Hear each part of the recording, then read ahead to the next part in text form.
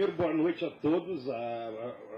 Falar da formação de leitura, obviamente, cada um de nós tem um caminho pessoal. Eu tenho uma ligação muito precoce com poesia, porque minha mãe recitava em casa, minha avó também. Fui criado por minha avó e minha mãe. Eu sou de uma família toda de militares, até hoje eu sou o único civil da minha família. Eu sou filho, neto, bisneto, tataraneto, trineto, pentaneto, sobrinho e primo. Então eu sou o único homem civil da minha família. Meu avô, um dos grandes heróis brasileiros da Segunda Guerra Mundial. Meu nono avô é o Anhanguera, o bandeirante, que não deixa de ser uma figura militar. Meu quinto avô expulsou os paraguaios do Brasil em 1850, num episódio extraordinário, portanto 15 anos da guerra, né, da Guerra do Paraguai. Então eu nasci num ambiente bélico. Minha avó e minha mãe que me criaram eram pessoas bastante letradas. Só para terminar, meu pai é engenheiro mecânico que projetou os dois tanques clássicos brasileiros, integralmente, o Urutu e o Cascavel. Por isso que estão subindo favela, que projetou desde os pneus até a chapa, até o canhão, essa coisa toda.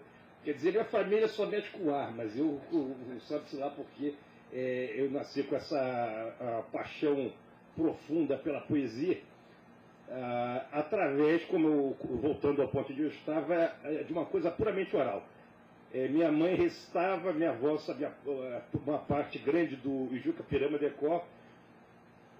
Minha mãe sabia muita coisa, de vários períodos, muita coisa, um pouco menos os modernistas, porque como a forma central, não, de maneira não absoluta, mas a forma mais marcante do modernismo é o verso livre, e o verso livre é sempre menos mnemônico que o verso em forma fixa, apesar da quantidade enorme de poemas em forma fixa que há em Drummond, em Bandeira muitíssimo, em Cecília mais ainda, em João Cabral é praticamente a obra inteira, em forma de romance viejo espanhol, mas a obra inteira é metrificada, assim por diante. Mas, digamos, esse repertório no meio do qual eu nasci era basicamente muito centrado nos românticos e chegando até o simbolismo e recuando um pouco até o nosso grande Gregório de Matos. Quer dizer, um pouco de toda esses 200 anos bastante ricos da nossa poesia. E logo que eu comecei a ler, eu desenvolvi uma paixão avassaladora pelo objeto livro, tanto que minha vida inteira gira em volta dele. Quer dizer, eu escrevo livros, eu edito livros, eu coleciono livros, eu moro com 15 mil volumes em casa, numa situação dramática de falta de espaço. Nesses 15 mil tem desde incunábulos até a coisa que acabou de sair semana passada. A minha parede está coberta de manuscritos, tem manuscritos de Fernando Pessoa, de Machado de Assis, de Castro Alves, de Mané Rosa, tem muitos das minhas maiores paixões, Augusto dos Anjos, que eu conheço profundamente, etc, etc. E eu, graças a Deus, consegui tudo isso sem dinheiro, porque eu sempre fui um cara de classe média bastante apertada, mas eu fui um grande garimpeiro disso tudo. Quer dizer, com a aplicação, a perspicácia, não é uma coisa que se encontra.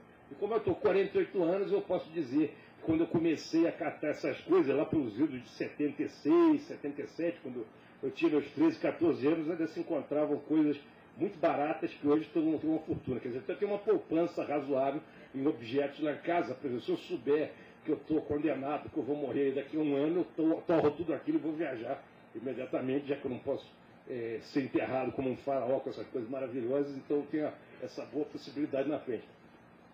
E assim, imediatamente, quando eu comecei a ler, naquela idade de quase todo mundo, de 6 para 7 anos, essa coisa toda, eu comecei a ganhar e comprar livros, e há livros que marcaram muito na minha vida. Eu acho que marcaram muito de nossa geração. Se não me engano, Paulo Henrique de Brito menciona o Tesouro da Juventude num poema. Pronto, então não estou tão desmemoriado. Aquilo foi muito importante para mim, aqueles 18 volumes de capa azul, aliás, uma das encadernações mais sólidas que eu conheço, eu nunca vi aquilo soltar, onde havia aqueles livros todos, o livro dos porquês, o livro das boas ações, as grandes obras, que ela dava uma formação humanística extraordinária. Por exemplo, você tinha as grandes obras, você tinha um resumo, obviamente um resumo puramente narrativo, dos Lusíadas, do Don Quixote, da Divina Comédia, da Jerusalém Libertada. Era uma coisa da Ilíada, do Odisseia, uma coisa obviamente para você ter apenas uma noção do que tratava aquilo, geralmente tudo muito bem ilustrado, especialmente com gravadores ingleses do século XIX, que é uma época muito rica em matéria de gravura de livro, e obviamente o nosso insuperável Gustave Doré, que eu acho que para um homem que morreu bastante novo, eu nunca vi alguém fazer tantas ilustrações brilhantes como o próprio. E ele me fascinou muito, no meio disso tudo, que eu lia tudo isso, o livro da poesia, que é uma antologia, digamos, geral, que me parece até hoje muito boa, da poesia de língua portuguesa inteira. Quer dizer, nessa época já havia lá Fernando Pessoa, quer dizer, eu devo ter ganho isso em 70, isso deve ter sido publicado em 67, 68, não me lembro exatamente o ano de edição, mas já havia coisas mais ou menos atualizadas, e muito rico na parte, digamos, mais canônica, quer dizer, essa base da nossa poesia como país independente, que obviamente são os nossos românticos. Gonçalves Dias, Castro Alves, Fagundes Varela, Casino de Abreu, Alves de Azevedo, Junqueira Freire, Laurindo Rabelo, etc., os menores, essa coisa toda.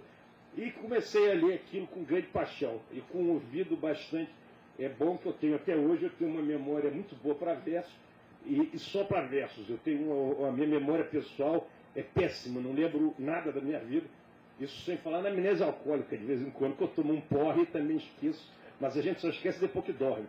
Você chega em casa totalmente alcoolizado, mas no piloto automático, conversa, aí deita. Quando você acorda no dia seguinte, 3 ou 4 horas da tua vida some. É um troço muito angustiante quando você não tem prática. Me lembro a primeira vez que eu tive isso na minha vida, eu estava na casa de um queridíssimo amigo meu, já falecido há uns anos, que era o José Lino Grunewald, grande crítico de cinema, poeta ligado ao concretismo, que é uma coisa pela qual não tenho o menor interesse, ela tem um desprezo profundo, cada dia maior.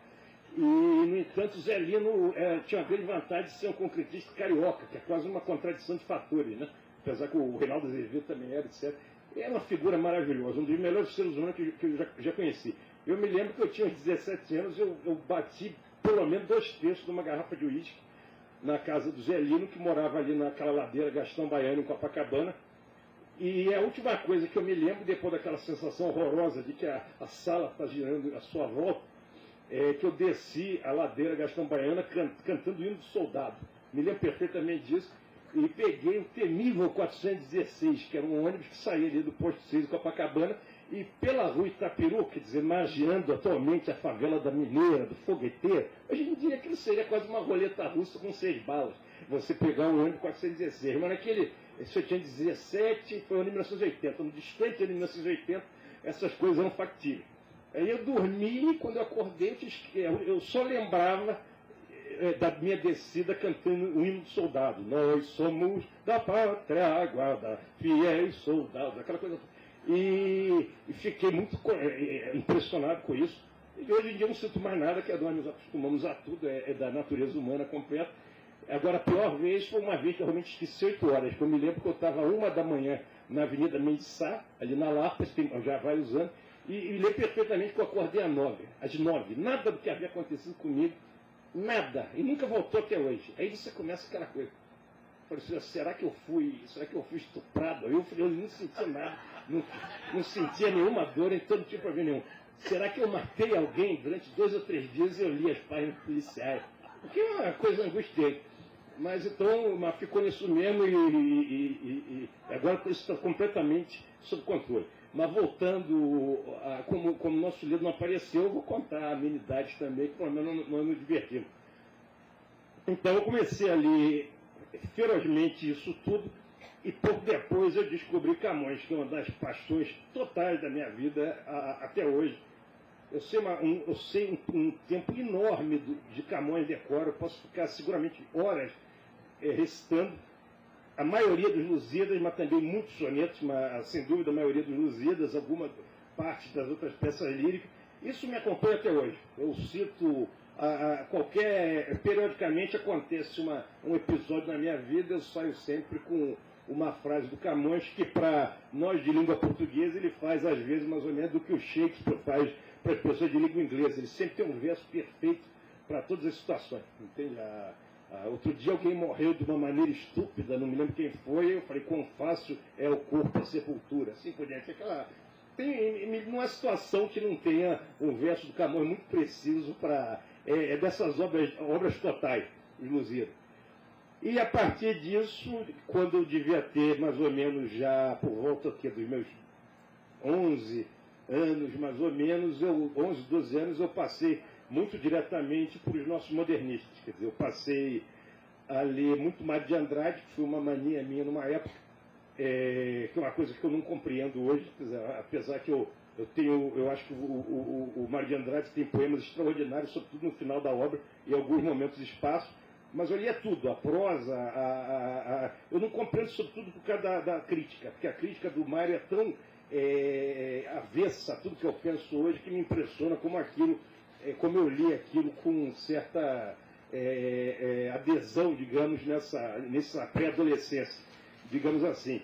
E aí todos os poetas modernistas, quer dizer, muito Bandeira, que eu adoro profundamente até hoje, quer dizer, eu não vou ficar elogiando essas figuras admiráveis, que eu acho que é consenso de todos nós, Drummond, Cecília Meirelles, sobretudo esses três, mas também Jorge de Lima e outros menos famosos, essa coisa toda, e pouco depois me aproximei de maneira muito, muito visceral, isso também é muito importante para mim, a poesia portuguesa, a poesia que ressuscita em Portugal a partir de Antero de Quental. Portugal, no século XVI, cria um dos maiores poetas da humanidade, que é Camões. Depois, no século XVII, como em todos os outros aspectos do país, entra numa decadência muito grande, sobretudo na poesia, tirando o nosso fabuloso Gregório de Matos, e com um prosador sublime e genial, que é o Padre Vieira. Eu estou me referindo mais à poesia. No século XVIII, quer dizer, no final do XVIII, aparece esse poeta de recurso extraordinário, que é o Bocage, mas que sempre me pareceu um homem superior à sua época. Quer dizer, eu acho que se Bocage tivesse nascido 30 ou 40 anos depois, ou tivesse nascido em outro país, que não o reino da estupidez, como dizia o Francisco de Melo Franco, a obra de Bocage teria sido muito mais rica. Também temos que levar em conta que morreu com 40 anos, mas é a idade que morreu praticamente também Gonçalves Dias, que morreu com 41, então essas coisas não têm maior importância. Mas a verdade é que a grande poesia portuguesa que me passou a me interessar muito é a poesia simbolista portuguesa, essa poesia, esse romântico que é do romantismo muito diverso do nosso, que é o Antero, quer dizer, o grande Antero para mim, o Antero dos sonetos mais da maturidade, quer dizer, velhice não se pode falar que ele também não chegou à própria. E das lúgubres, né, aqueles poemas longos, altamente schopenhauerianos, que saíram pela primeira vez no prefácio dos sonetos completos, organizado pelo Oliveira Martins em 1888, é uma figura que me parece um pouco inclassificável. É um poeta absolutamente magistral, mas eu não consigo... O Antero da Juventude é evidentemente um romântico, como o nosso Guerra Junqueiro é um romântico goano. O grande, insuperável Vitor Hugo é visionário, que é um dos maiores poetas que a humanidade já produziu. O Vitor Hugo político, o Vitor Hugo do Le Chatillon, aquela coisa toda, que também é um poeta genialíssimo, em outro estilo, mas é o que interessava e o que talvez pudesse ser alcançado pelo nosso Junqueiro. E exatamente essa poesia que vai do Antero passa por isso que eu chamo de simbolismo português, Eugênio de Castro, Antônio Nobre e, sobretudo, Camilo Peçanha, que é uma das minhas grandes fascinações, em todos os sentidos, e, obviamente, chega já entrando no século XX, nesses poemas esses poetas do futurismo português que saíram completamente do simbolismo. Quer dizer, a parte, Floribert Espanca, que nunca foi futurista, mas tanto Chacarneiro como Fernando Pessoa, que tem um início claramente simbolista. Como nós sabemos, em toda a Europa, o futurismo, que o modernismo é uma palavra nossa, que não tem nada a ver com o modernismo pan-americano, que seria o futurismo europeu, seria o simbolismo europeu nosso, do Rubem Dario, do José Assunção Silva, essa coisa toda. Em todo o mundo, esse futurismo, esse modernismo, ele aparece como um desenvolvimento dessas possibilidades extraordinárias do simbolismo. O simbolismo abre um mundo de possibilidades expressivas que, para mim, não se esgotou até hoje. enquanto no Brasil, curiosamente, o nosso modernismo aparece como antagonista do parnasianismo, que é uma escola morta e acabada em todo o planeta. É uma coisa curiosíssima. Obviamente, por exemplo, no parnasianismo francês, você tem uns caras de alguma importância, como o Philippe Proudhon, etc., Rédiat, essa coisa toda, mas nunca tiveram essa presença social inacreditável que o parnasianismo conseguiu no Brasil. O parnasianismo é uma escola que domina socialmente sua época inteira e até ser posta de escanteio, né, pelo modernismo. Ela, no Brasil, faz essa coisa muito curiosa, que ela soterra vivo o simbolismo. Quer dizer, o Afonso Guimarães, que é um dos maiores poetas da língua, morre em Mariana, em 1921, literalmente como enterrado vivo, absolutamente esquecido. Pouquíssimo antes dele morrer, a Academia Brasileira de Letras, num dos seus raríssimos momentos de praticamente convidar alguém a entrar para a igreja e colenda, corporação, convida o padre quase octogenário lá de Mariana, que eu me esqueci o nome agora, Dom Viçoso. Convida Dom Viçoso para entrar para a academia. Ele aceita, é recebido, ele morre um ano depois, que ele estava com o pé na cova, e dá para perceber o horror que deve ter sido para o fabuloso Afonso Guimarães, que morreu deixando na gaveta alguns dos livros mais extraordinários da poesia brasileira, como Pulves e etc., que foram sendo publicados pela família dele. Cruz de Souza morre na miséria mais absoluta a vida mais trágica, junto com a de Euclides da Cunha, talvez, mas muito pior, da literatura brasileira. E esse fabuloso simbolista que passa para o expressionismo, que é Augusto dos Anjos, quer dizer, Augusto dos Anjos inicia-se como simbolista, sendo completamente do Cruz de Souza. E em pouco tempo cria uma influência formal muito grande de Cesário Verde e outro Dom Primordial, desculpa que eu tinha esquecido. Essa forma e essa essência absolutamente únicas que são a dele, que criam a obra dele. Então, quer dizer, eu sou muito ligado a todo o simbolismo e ao pós-simbolismo europeu. Quando eu falo pós-simbolismo, todo mundo sabe perfeitamente o que é. Eu sou muito ligado a Rilke, sou muito ligado a Paul Valéry, a Hofmannsthal, digamos, a Yeats na língua inglesa, essa coisa toda. Tem relações muito estreitas com toda essa geração que digamos, teve seu momento de florescência, como diriam os gregos, nos 20, 30 primeiros anos do século XX, um pouco mais para lá, um pouco mais para cá, e daí o resto todo. Quer dizer, fora isso, tenho uma imensa paixão por Dante, que é outra das minhas obsessões. Também sabia vários cantos de cor em italiano e alguns em português na tradução do Dante Milano. Eu esqueci a tradução, mas continuo lembrando italiano, que aliás aquilo tem um som insuperável. E, quer dizer, eu não tenho muito que me afastar do cânone ocidental, para usar a coisa que está muito na moda, falando de poesia, digamos assim. E em prosa eu leio tudo. E tenho algumas grandes paixões no Brasil, que para mim é Guimarães Rosa, acima de tudo, que para mim é o maior escritor do mundo. Entende? Eu acho que só um país de loucos pode achar Machado de Assis superior a Guimarães Rosa, mas é direito de todo mundo. E eu considero Machado um escritor absolutamente genial. Mas eu acho que um cara que escreveu o Grande Sertão Vereda não tem... São certos... mais ou menos como comparar, não sei, Caravaggio com Guignard, sei lá. Desculpa, não vou entrar em mérito. Então eu sou um rosiano fanático, sou um grande admirador de Aquilino Ribeiro, homem português que teve avassaladora influência sobre Guimarães Rosa. Ninguém fala isso no Brasil. É impressionante que, obviamente, para continuar papagaiando as coisas dos irmãos Campos, ele vem com James Joyce, que é um escritor que nunca teve, em momento nenhum da obra, o verdadeiro transbordamento emocional do Guimarães, que é um cara de um transbordamento emocional quase pletórico.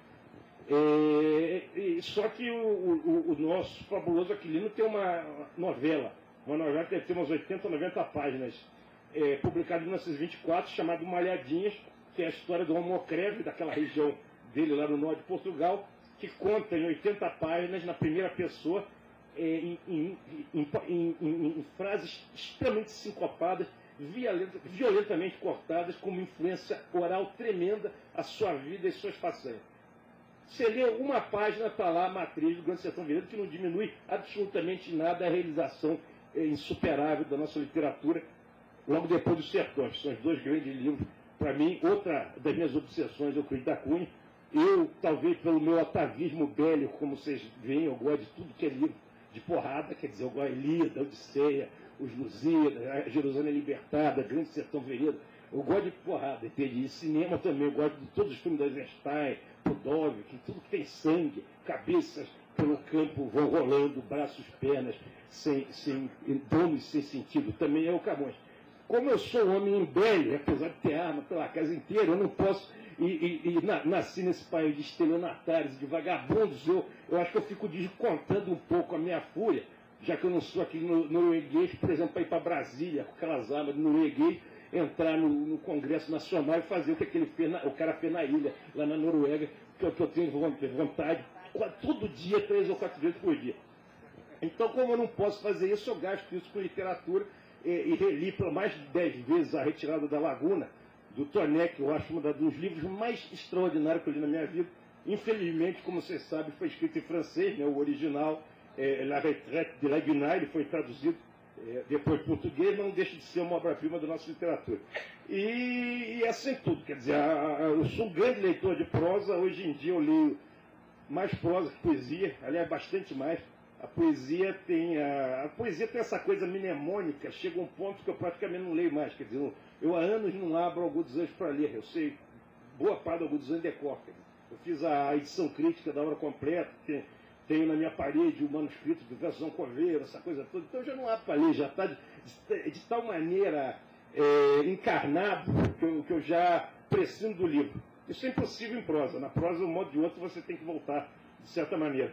Aliás, no dia 20 de abril de 1984, eu tinha 20 anos, portanto, foi o dia do centenário de nascimento de Algodo dos Anjos. E aí eu morava na Tijuca, eu peguei um ônibus e fui para a Leopoldina, aqui no sul de Minas Gerais, perto de Muriaé, de Cataguases, para conhecer o túmulo de Algodo dos Anjos. E me hospedei num dos únicos hotéis da cidade, o Hotel Esquetino, que não existe mais.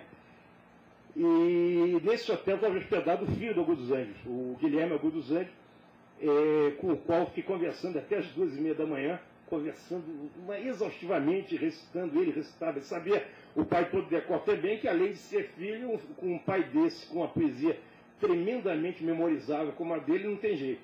Aliás, esses homens que são filhos de poetas geniais e não conheceram o pai, eles têm uma veneração pelo pai profunda. Se você conhecer teu pai pode ser um chato, pode ser um repressor, pode encher sua paciência. Mas você vê o caso do meu querido e saudoso amigo Alfônio Guimarães Filho.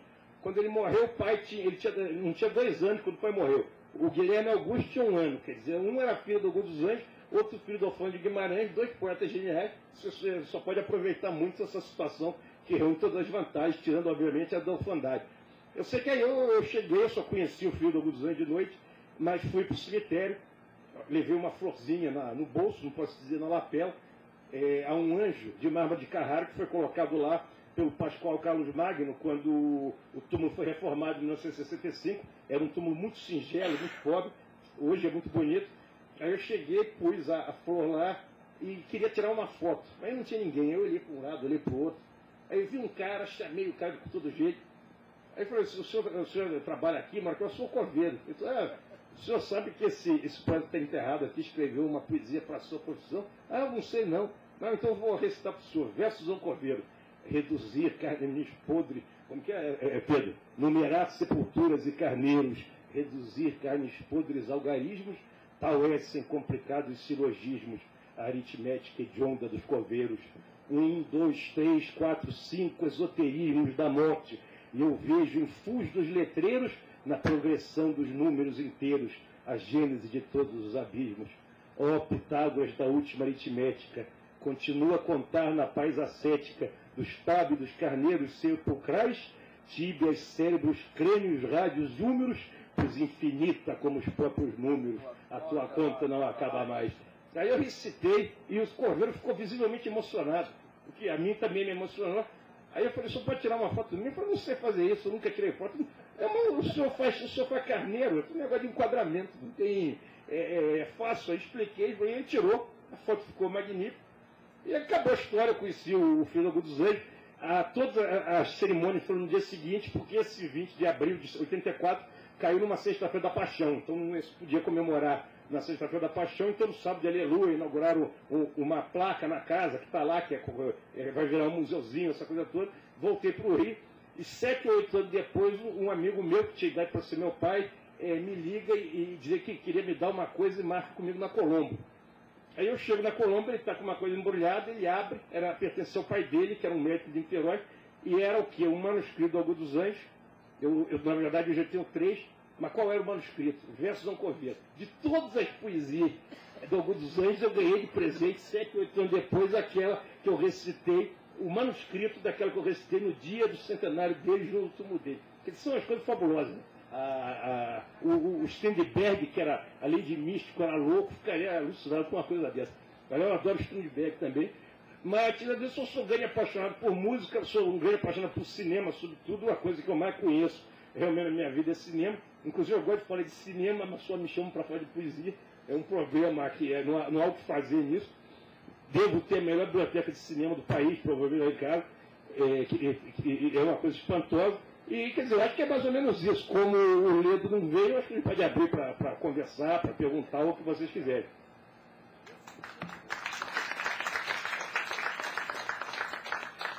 E também há outro ponto.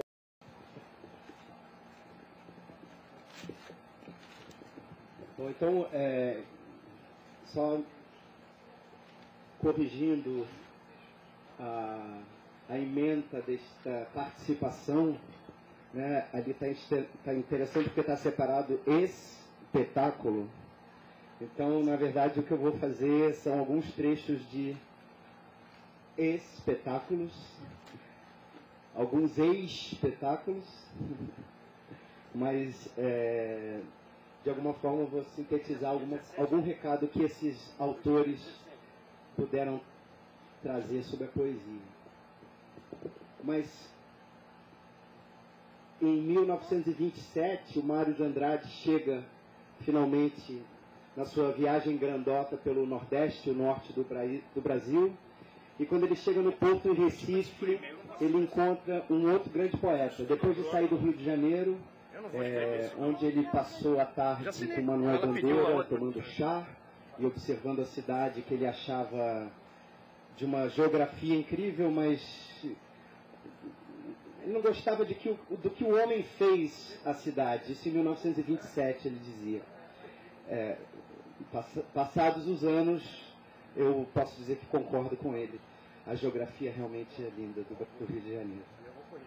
E depois, quando chega em Recife, ele é recebido pelo poeta Ascenso Ferreira, que também o leva para casa e diz que recitou sem parar verso que mais verso, totalmente desinteressado das fadigas dos companheiros de viagem que estavam ali ouvindo.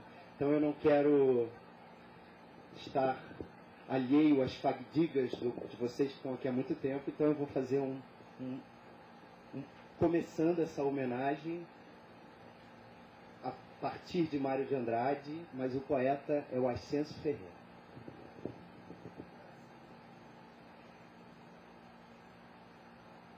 Quando eu estiver mais triste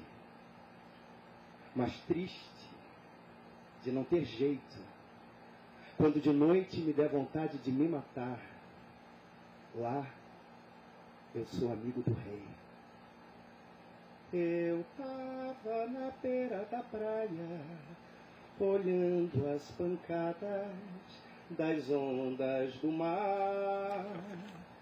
Eu tava na beira da praia, ouvindo as pancadas das ondas do mar. Num sobradão arruinado, tristonho, mal-assombrado, que dava fundos para a terra, para ver marujos, tiro-liruliu quando vão para a guerra, e dava fundos para o mar, para ver marujos, tiro-liruliu ao desembarcar. Vivia Manuel Furtado, português apatacado, com Maria de Alencar. Maria era uma cafusa cheia dos grandes feitiços. Ai, os seus braços roliços, aos seus peitos maciços faziam Manuel babar. A vida de Manuel, louco, alguém o dizia, era vigiar das janelas toda noite e todo dia as naus que ao longe passavam de Europa, França, Bahia. Me dá uma nau daquelas, lhe suplicava Maria. Estás idiota, Maria? Estas naus foram vintena que herdei da minha tia. Por todo o ouro do mundo jamais as trocaria. Eu dou-te tudo que quiseres. Eu dou-te chalos de tonquim, dou-te uma saia bordada, dou-te leques de marfim, queijos da Serra da Estrela, perfumes de benjoim. Nada. A mulata só queria que seu Manuel lhe desse uma nauzinha daquelas, ainda mais petititinha, para ela ir ver as terras de Europa, França, Bahia. Ô Maria, hoje temos uns vinhos da Quinta do Aguirre e umas queijadinhas de Sintra, só para tu te distrair deste pensamento ruim. Ah, seu Manuel, isso é besteira. Eu prefiro a macaxeira com galinha da Xinxim. Ó lua, calumiais este mundo de meu Deus, alumia a mim também, que ando fora dos meus, cantava seu Manuel, espantando os males seus. Eu sou mulata dengosa, linda faceira mimosa, qual outras brancas não são, cantava forte Maria, pisando lentamente fubá de milho no pilão. Numa noite de luar, estava mesmo Cafu. Mais de 400 naus surgiram, vindas do sul. Ah, seu Manuel, isso chega! Danou-se de escada abaixo e se atirou no mar azul. Onde tu vais, mulher? Vou me danar no carrossel. A mulher, tu não vais lá, mulher, tu não vais. Quero a mais petititinha. Maria atirou-se na água, Manuel seguiu atrás. As naus nenhum atingia. Passou-se uma hora, outra hora, as naus nenhum atingia. E fez-se um silêncio nas águas. Cadê Manuel? E Maria? De madrugada na praia, 2 corpos o mar lambia. Seu Manuel era um boi morto, e Maria, uma cotovia. E as naus de Manuel Furtado, herança de sua tia. Essas continuam mar em fora, navegando noite e dia, caminham para Passárgada, para o reino da poesia. E herdou-as Manuel Bandeira, que ante a minha choradeira me deu a menor que havia, as eternas naus de sonho de Europa, França, Bahia. Não vá, oh, morena, morena lá que no mar tem sereia.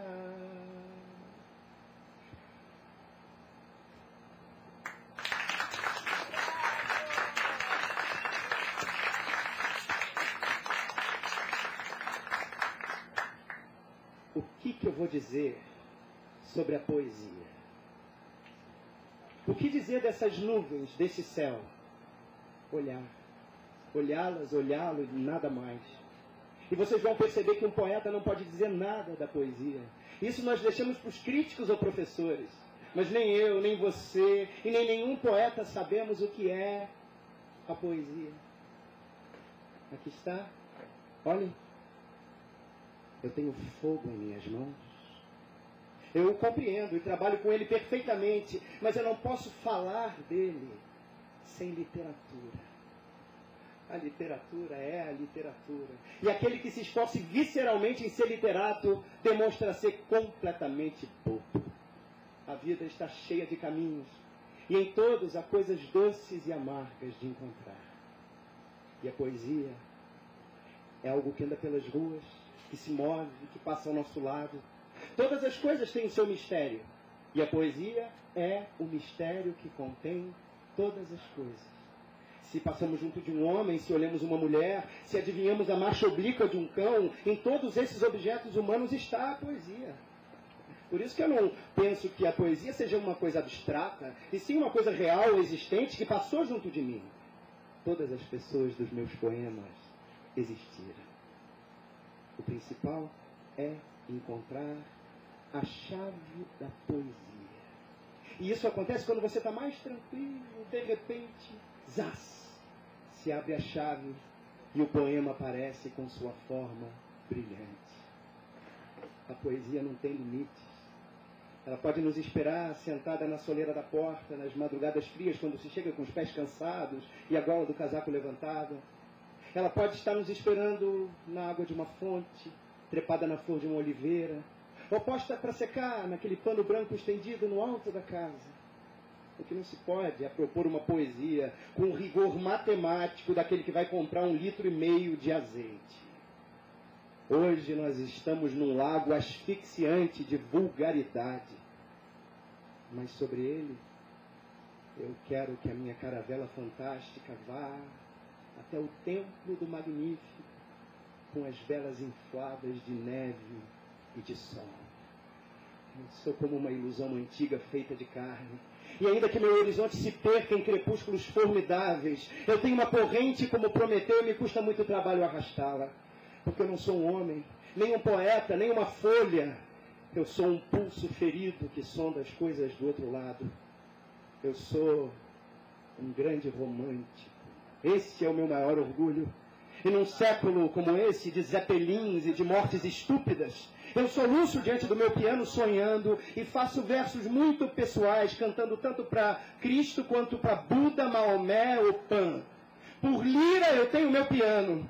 E ao invés de tinta, suor de desejo, pólen amarelo da minha açucena interior e o meu grande amor. Temos de ser religiosos e profanos, reunir todo o misticismo de uma severa catedral gótica com toda a maravilha da Grécia pagã, ver tudo, sentir tudo. Na eternidade teremos o prêmio por não ter tido limites. Temos que fazer as nossas orações sobre o abismo magnífico dos crepúsculos abertos, porque a cor é a música dos olhos. Temos que sonhar. Ai daquele que não sonha, pois nunca verá a luz. Eu sei que tudo isso é lírico, é demasiadamente lírico até, mas o que eu posso fazer se é o lirismo que me salvará diante da eternidade? Eu me sinto tão cheio de poesia. Poesia forte, simples, má, religiosa, mística, canalha, tudo. Eu quero ser todas as coisas. Eu bem sei que a aurora tem a chave escondida em bosques raros, mas eu a saberei encontrar. Federico Garcia Lorca, 1933.